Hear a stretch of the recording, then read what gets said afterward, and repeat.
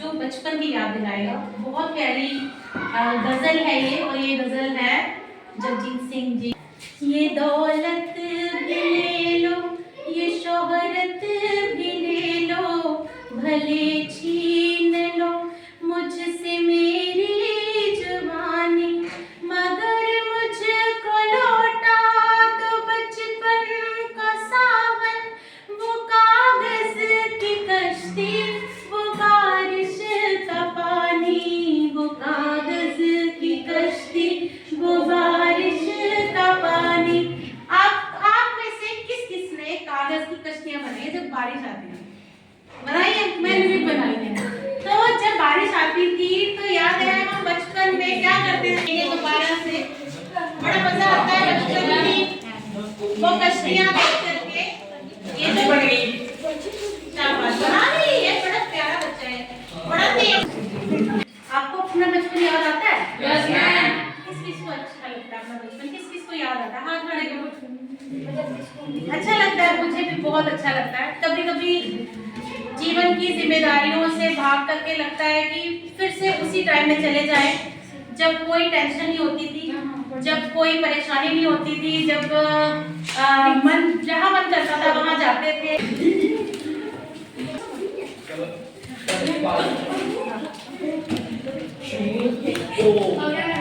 Oh very good. ये कागज की कश्ती।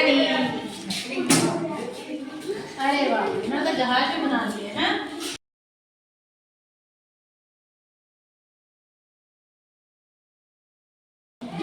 जहाज को बाद में उड़ाएंगे, ठीक है? जहाज को भी नहीं उड़ाना, किश्ती से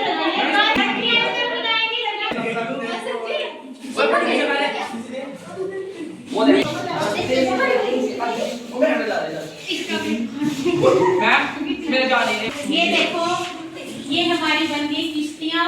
एक बार हम फिर से बचपन की यादों में, बचपन के कि आप जिंदगी में क्या बनना चाहते हैं वो लिखिए और इसको उड़ाइए। चलिए, आप जिंदगी में क्या बनना चाहते हैं? डॉक्टर, इंजीनियर या टीचर? इसको उड़ाइए, ठीक है? चलो बच्चे जल्दी करो।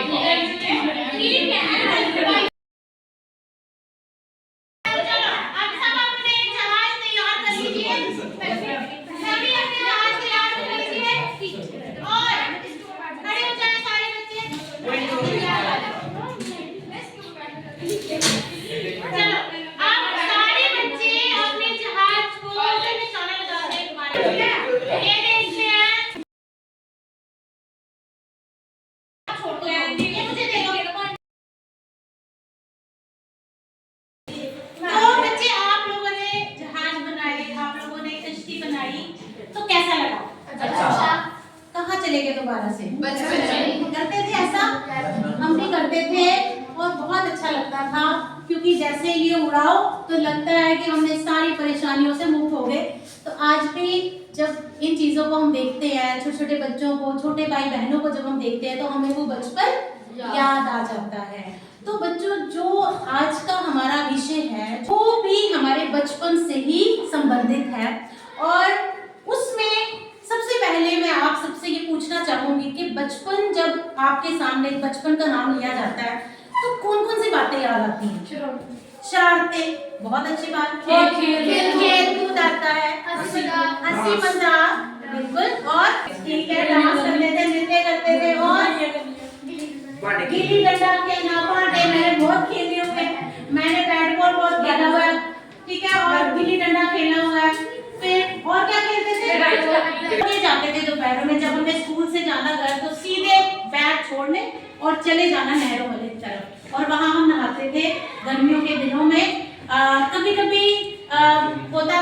मतलब कुछ बच्चे जो है वो डूब भी जाते थे, तो बहुत मुश्किल से उनको किसी तरह से बचाया।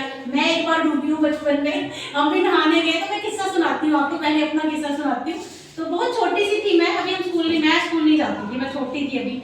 तो बड़े भाई बहनों के साथ बाकी फ्रेंड्स जो गली के थे सारे हम जाते हैं, तो वहाँ पानी था, तो और कोई नहीं था, एक ही बंदा था वहाँ, वो कनक धो रहे थे। तो वहाँ पे बाकी वाले मुझे कहने लगे कि चल तू चल पहले, फिर बाद में हम जाते हैं। मैंने कहा नहीं मैंने नहीं जाना। कहते नहीं तू चल, थोड़ा थोड़ा पानी कोई बात नहीं, तू चल, हम तेरे पीछे पीछे आते हैं। मैं बड़ी दिलेर थी, मैं चली गई बीच में, जैसे ही गई तो डूब गई बीच में। अब क्या होगा, अब मैं गोते खाऊं, और पास में वो जो भैया थे तो वो क्या करते, वो कनक धो रहे थे। तो मुझे याद है वो यूपी के थे, तो वही रहते थे हमारे गांव में। तो उन्होंने मुझे निकाला, मेरे अंदर से पेड़ से पानी निकाला और मेरी जान बची। तो आज भी मुझे वो जो इंसान है वो मुझे बोलते नहीं। तो बहुत सालों के बाद पापा के साथ जब हम बाहर रहते, उसके बाद हम आए, तो वो उनका नाम था बहादुर। तो वो मुझे मिले, तो पर्सनली मैंने उनको ना थैंक यू कहा, मैंने उनको याद कराया, भैया आपने मेरी जान बचाई थी। कुछ किस्से ऐसे होते हैं जो बचपन के कभी नहीं भूलते। आपकी जिंदगी में भी होंगे हैं? कौन शेयर करना चाहेगा?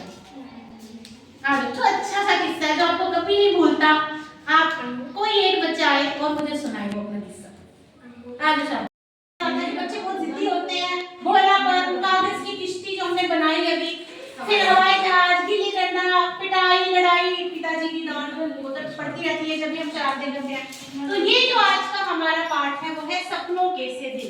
सपनों मतलब बचपन जो है सपने जैसा होता है, और इसको जो मतलब जो हमने जिया होता है वो जिंदगी भर हमें नहीं होता, जिसकी पूरी जिंदगी याद आती है, बुढ़ापे तक हमें बचपन जो है वो याद रहता है। ठीक है, अब थोड़ा सा मैं आपको इसके बारे में बताऊंगी, थोड़ा इसका सार। लेखक जो है वो कौन है? गुरदयाल सिंह। तो इसको लिखने वाले जो लेखक है वो है गुरदयाल सिंह। इस पाठ के माध्यम से लेखक ने अपने स्कूल के दिनों का वर्णन किया है। तो जैसे मैंने आपको बताया कि ये जो लेखक हैं उनका नाम है गुरदयाल सिंह, तो उन्होंने अपने बचपन के दिनों का ही एक कहानी के रूप में आपके सामने प्रस्तुत किया है इसको। और बच्चों को स्कूल की पढ़ाई से अधिक क्या लगता है? खेलना अच्छा लगता है। ठीक है, तो वो भी अपने साथियों के साथ खेलना चाहते थे, खेल के लिए भाग जाते थे। स्कूल उन्हें जेल के समान प्रतीत होता था। लेखक बचपन में जिन बच्चों के साथ खेलता था उन सभी की पारिवारिक स्थिति लगभग एक जैसी थी। मतलब जैसे आज हमारे घर किसी के घर अगर 2 रूम का सेट है तो मैक्सिमम ऐसा ही है। ठीक है, तो बहुत ज्यादा फर्क नहीं होता। जब हम अपने बचपन में थे हमारे भी 1 या 2 कमरे में हम अपना परिवार का गुजारा करते थे। ठीक है, तो सबकी कंडीशन एक जैसी थी।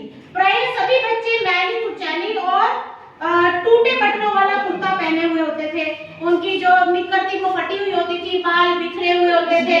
ठीक है, तो हालत मतलब बड़ी बुरी, बस्ता फटा हुआ होता था, कहीं से जो वो निकला हुआ उसकी जेब निकली हुई है। तो इस तरह से एक थैला सा उठा करके हम स्कूल चले जाते थे। लेकिन फिर भी ज्यादा मन किस चीज का होता था कि खेलें, स्कूल ना ही जाए तो अच्छा है। और परिवार वाले भी क्या करते थे, उनका भी मेन मकसद होता था कि स्कूल जाके क्या करना, हमने कौन सा कलेक्टर बनाना है किसी को।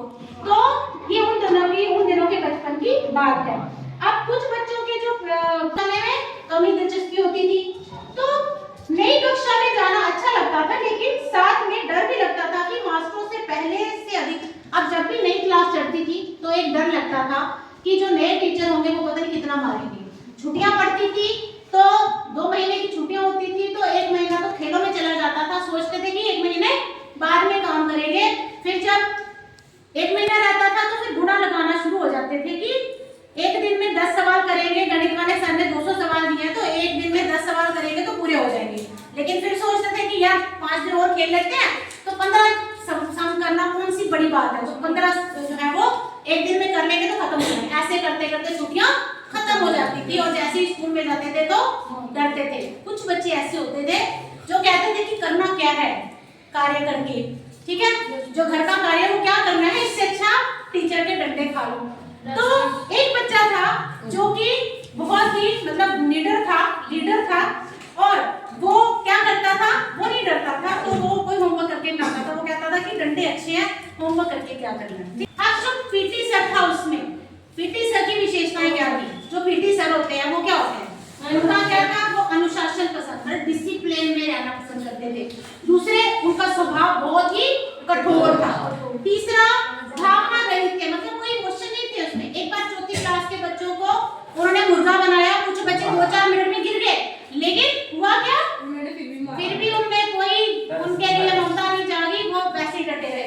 पक्षी प्रेमी, लास्ट में दिखाया कि वो जब टीचर को सस्पेंड कर दिया गया तो वो अपने रूम में बैठ के पक्षियों से बातें कर रहे हैं, ठीक है। लेकिन हम ये सोचते थे कि क्या इतना कठोर बंदा जो है वो पक्षियों से प्रेम कर सकता है, तो वो भी बात थी। उनका व्यक्तित्व की अगर हम बात करें, उनकी पर्सनालिटी की, तो दुबले पतले से थे वो, गठीला शरीर था, छोटे से कद के थे, चेहरे पर माता के दाग थे और बाज के जैसे तेज नजरें और खाकी वर्दी पहने हुए वो डिसिप्लिन में इधर से उधर पूरे स्कूल में घूमते थे, बारी-बारी शूज पहन के। आप मुझे बताइए कि बचपन की कोई भी याद जो आपको आज भी गुदगुदाती है, वो हमने बात की कि आपको किश्ती बनाना, आपको मस्ती करना, किसी को तंग करना बहुत। अच्छा, तितलियों को पकड़ के लिफाफे में किस-किसने डाला है ना, तो वो जो तितली होते थे उसको भी हमने लिफाफे में डालते थे, तो वो भी मतलब शरारत है बचपन की। अच्छा, आप मुझे बताओ, क्या अनुशासन जिंदगी के लिए जरूरी है? क्यों जरूरी है? माना कि खेल बहुत जरूरी है, खेल जरूरी है, क्यों जरूरी है खेल? एक्सरसाइज होती है, हमारा मानसिक शारीरिक संतुलन बना रहता है, ठीक है।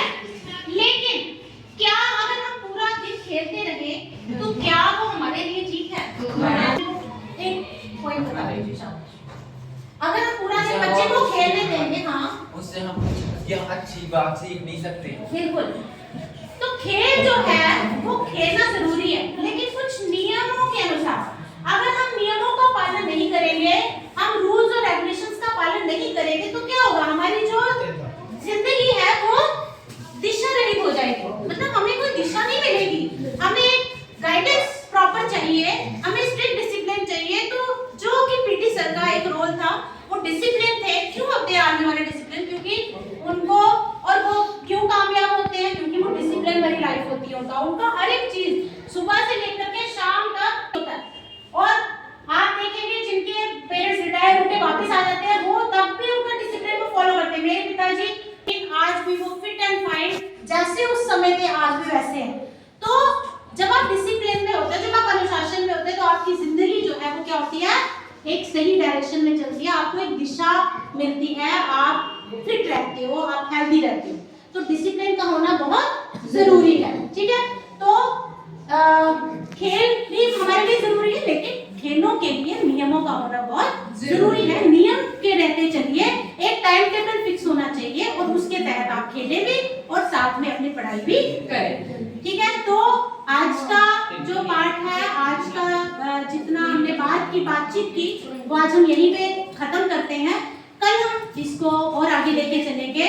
तो एक बार फिर से अपने बचपन को याद करते हुए, स्मरण करते हुए, कुछ बातें जो हम ध्यान में हम सीख पाए इस पाठ से, वो ये कि बचपन बहुत अच्छा होता है, बहुत मजेदार होता है, लेकिन उससे एक चीज सीखने वाली बात है कि अगर हम पूरा समय खेलते रहेंगे, ठीक है, तो हमें कोई डायरेक्शन नहीं मिलेगी, हमारी जिंदगी जो है वो दिशाहीन हो जाएगी।